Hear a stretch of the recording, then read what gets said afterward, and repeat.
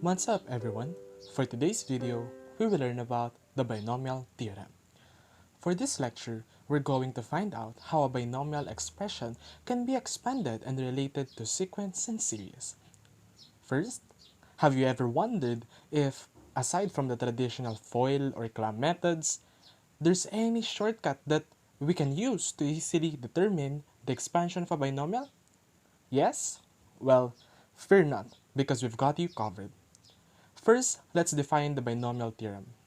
In simplest terms, the binomial theorem is a theorem that allows us to get the full expansion of a binomial expression raised to a certain power. The expansion it leads is named the binomial expansion, while when the terms of that expansion are added, it will be called the binomial series. How can we denote that? Generally, the binomial theorem considers the binomial x plus y raised to n, where n serves as the non-negative exponent of the binomial x plus y. With this, let's try to see the pattern where the binomial theorem has been deduced. Considering x plus 1 raised to n, let's try to expand the first 5 terms of the sequence of that expression. For x plus y raised to 0, it will simply just be 1, since as we know, the number or any number that's raised to 0 is equal to 1. Moreover, x plus y raised to 1 is just x plus y, or it retains the binomial. For x plus y squared, it would be x squared plus 2xy plus y squared. Commonly, the shortcut for a squared binomial goes by first, square the first term, second, square the last term, and third, combine them and add twice their product. But what if it becomes cubic or even greater than that? Then it will go like this. X plus y cubed would be equal to x cubed plus 3x squared y plus 3xy squared plus y cubed. And lastly, for x plus y raised to 4, we'll have x raised to 4 plus 4x cubed y plus 6x squared y squared plus 4xy cubed plus y raised to 4.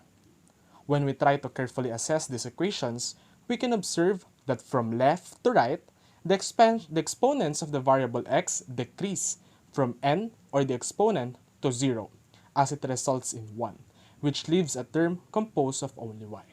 Meanwhile, for the variable y, its exponent increase from 0 to n.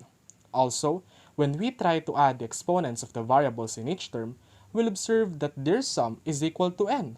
And lastly, the total number of terms is simply n plus 1. Together with these observations, early mathematicians also inferred that the coefficient of a term is equal to the product of the coefficient of the preceding term, and the exponent of the preceding term's x variable, all over the order of the preceding term.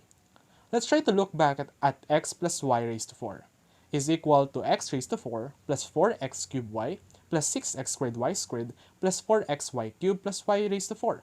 As we can see, the second term is 4x cubed y. Since we observe that the exponent of x decreases while the exponent of y increases, we can deduce that if the first term is x raised to 4, then the second term would be x cubed y. Now let's verify the formula deduced to get the coefficient. Since the coefficient of the preceding term x raised to 4 is only 1, the exponent of the variable x is 4, and the order of the preceding term is first or 1 in numeral. We can get the coefficient of the second term to be 1 times 4 all over 1, would be equal to 4. Thus, 4x cubed y, coherent with our initial answer. We can now continue to the next terms. The exponent of x decreases, as you can see on the screen, while that of y increases. Using the formula, we can solve their coefficients to be 4 times 3 over 2 is equal to 6. For the third term, 6 times 2 over 3 is equal to 4. For the fourth term, 4 times 1 over 4 equals to 1, and that is for the last term.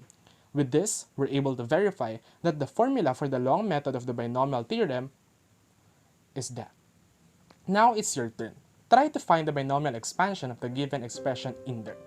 See you next time as Archimedes awaits you. Subscribe to our channel and click the notification bell to be updated for our next videos.